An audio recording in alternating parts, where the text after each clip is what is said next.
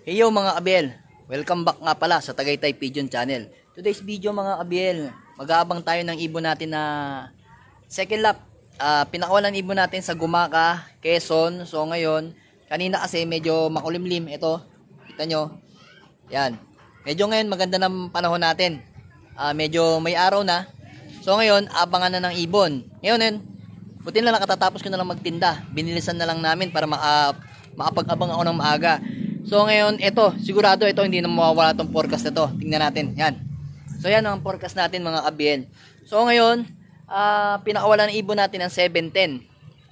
Tingnan natin kung may biglang susulpot kasi sa ngayon wala pa nagkaklak. Anong oras na ba? 9:53 na. So ngayon sigurado medyo ismas. Ayan, mukhang may dumadaan na yung pailan-ilan kasi may mga ibang kasabay na club eh. So mga Abiel, tara, samahan nyo ko.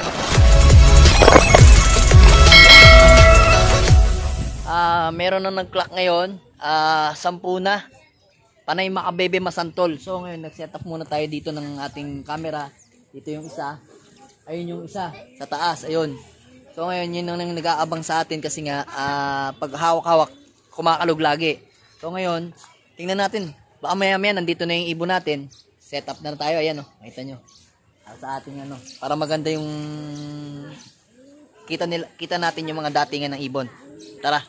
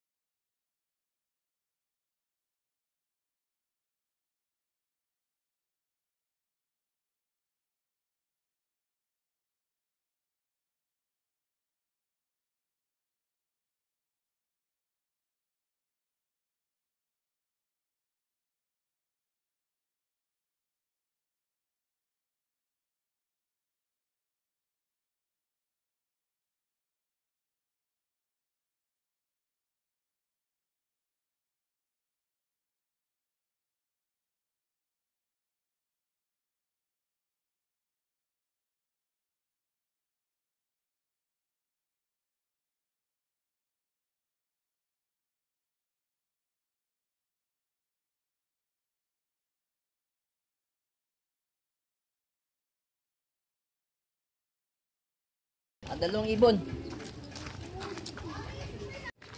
Ayun na, ayun na. Ayun na, ayun siya.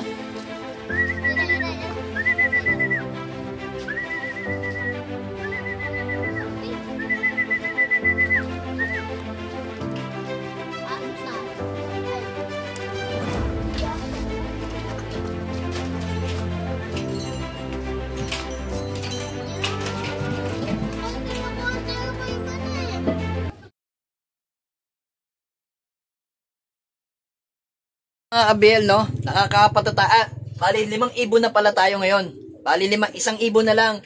Yung ibon nating nawawala na naman is hindi pa nagka-clock si Colson, Blue Bar. Siya na lang ang kulang.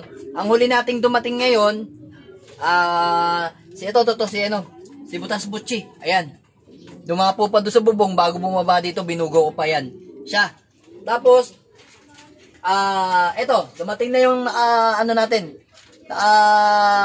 KO natin na si Beckert. Dumating na rin to nakalaban natin ng NT, si 31. Ito si 31, no? Ito yung sticker na 1, 2, 3, 4, 5. Ayun na rin si ano, kaunahan natin, first dropper natin, 1,000, ano to speed dito? 1,070, 72 ba o 73? Yan. To. Ito. Tignan nyo yung paa niya, oh. Tignan nyo yung paa niya. Ayan, mga kabil, oh. Papangalanan ko to. Si Miss Putik. Kasi, kada uwi ni Miss Putik, lagi na lang may putik yung paa niya. Laging nagsasaka yung ibon na to. Kaya tatawagin natin sa si Miss Putik. Oh. Ayan, mga kabil. Tapos, ito naman, si Tencil, dumating na rin sa atin. Ito. Ayan, consistent. Very consistent bird sila lahat. Bale, isa na lang iniintay natin. Sana, maganda yung maging uwi niya. Sana makabawi siya. So, ayan mga kabil, abang-abang pa tayo para medyo maaga pa naman eh. Kabil, ito. Nagpapahinga na sila. Ayan, may magpapakain na tayo sa kanila. Yan, si Desmet. Ito, si Butas Butchi. O, tawagin na natin si Butchi. Yan. Ito pa. Ito, hindi naman ito nakasali, si BL. So, ito yung dalawa. Yan. Yan yung ibon natin, si Beckard at saka si Juanito Ting na si 31. Si 31, yan yung nakalaban natin ng MTRPC. May speed pa siya ng 982. Okay lang yan. Start pa lang naman nila yan eh. Ganyan lang, consistent. Di baling consistent. Huwag lang mabilis sa umpisa pagdating sa mga last two laps nung babagal o mawawala. So, eto nga pala mga kabil. Papapangalanan natin tong ibon na to kasi pangit naman kung ano eh. Naisip ko lang. O sinabi ko kasi sa asawa ko, napapangalanan natin to. Sabi ko yung ibon nating isa. Laging may medyas yung paa, laging may putik yung paa. Tatawagin ko siyang putik, Miss Putik. Sabi niya, ay pangit Miss Putik. Pangalanan mo si Medyas. Yun. So mga kabil, ito. Papangalanan natin siya si Medyas kasi lagi na lang, itong ibon na to, lagi na lang meron dumi ang paa. Pansinin nyo, lagi na lang may gusto niya, may medyas yung paa kada uwi. Yan o. Pero yan o, condition naman siya, yung condition naman yung ibon natin. Ito, mapapansin nyo, sino ba yung pinakamaduming sticker dyan? Ito, malinis. Ayun, kaunahan nag-clock. Super dumi o. Meron pang ang dumi oh, may yan talaga, may putik talaga. So yan mga kabil, no. Talagang ang ibon natin na to, talagang kakaiba to. Lagi si Miss ano yan? Miss Medyas. Yan. So ito, okay to, consistent. Kita niyo mga mata nito mga kabil, oh. O yan ha, makikita nyo kondisyon natin yung ibon. Ang gaganda ng mga mata nila, oh. Talagang nalilisik kasi galing pa sila sa arera. Ayan, ito. Oy, tala. Ito si si Tencil, ayan, ang ganda oh. Talagang nalilisik yung mga mata nila. Dito naman, ito si Butchi. Ito mga makwento to si Butchi kanina. Pagdating niya, dumapo pa siya doon sa bubong natin doon. Tuturo ko sa inyo. Ayun, yun sa bubong na yun. Binato ko pa ng bato para bumaba dito. Pero ano lang, pagdapo niya, binato ko, diretso ka. Sabi ko, hindi mo naman gawain yun, ba't dumadapo ka doon? Pero hindi naman siya pagod na pagod. Kumbaga, ewan ko lang. Naaalanganin kaya doon lang dumapo. Ayan o, kita nyo, condition din ang katawan yan. So, mga kabil, yung 5 nating ibon dito. Yan, 1, 2, 3, 4, 5. Is consistent ng ibon natin. Hindi tayo pinababayaan sa karera. Kaso itong pinakamalalang laban na namin to, sigurado mga kabil, no?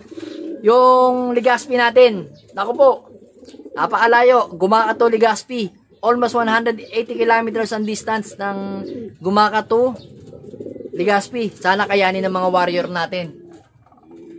Ako sigurado ano yun, dikdigan nyo, pahirapan ng uwi nun, sigurado. Magkakapigaan ng ibon yun, ng conditioning. Pero, as of naman, maganda naman ang natin. Kaya, wala tayong babaguhin, wala tayong dadagdag. Sakto lang. Kayang-kaya ng mga ibon natin yan. Pero sigurado, meron sigurado may hirapan. Tingnan natin kung ano mangyayari. So, yun mga kabel, no? Nagpakatot na naman yung ibon natin na sa Colsom Dubar. Until now, wala pa rin siya. Move on na lang tayo. Total, nag-clock naman yung 5 ibon natin. Andyan naman sila. Ito, kumakain sila. Nagpakain ako. Focus na nga ito. Pellet. pellet lang pinakakain natin. Nakaraan, pellet pa rin yung pinakain natin. Pagdating nila, pellet lang para madaling matunawan sila sa... Kasi 2 days sila sa truck eh. So ngayon, kailangan madaling matunaw yung kinain nila. Tapos applyan pa natin sila ng ideal para yung digestion nila is mas madaling makatunaw. So yun, kailangan ganun para hindi agad, kasi kalimitan pagka heavy ka agad na pinakain natin, nai-stress lang yung ibon. So ito, sa palagay ko naman, hindi naman sila stress eh. Kasi malalakas yung ibon natin. Ang ibon, pagka binigyan mo ng pagkain at hindi tumuka, stress yung ibon. Sa akin naman, halos lahat ito kumain, no? Nagtaasan na nga yung iba eh. So yun mga abel, dun po nga po pala, yung, nakalimutan ko sasabihin ko. Yung mga nagtatanong sa akin na about sa video, about sa mga, sa video, kasi sa nakarang video, may nagtatanong sa akin about sa sa mga gamot, kung ano daw magandang i-apply sa ibon na gamot. So, sasagutin natin yan sa mga susunod na video. At doon po sa mga nagtatanong naman about sa may mga sakit sa mga mata, sa halak, sa sasagutin natin yan para hindi kayo malito at meron kayong guide sa inyong pag-aalaga ng ibon. So, yan mga kabiel, no? Paiwanan na lang po ng like at share tong video na to. At doon po sa mga bago pa lang nakakapasyal sa akin channel, please subscribe, tsaka pakipindot na lang po yung notification bell para updated kayo sa lahat ng video na i-upload ko. So mga kabiel, kadesmet, maraming salamat sa inyo. Happy flying and God bless.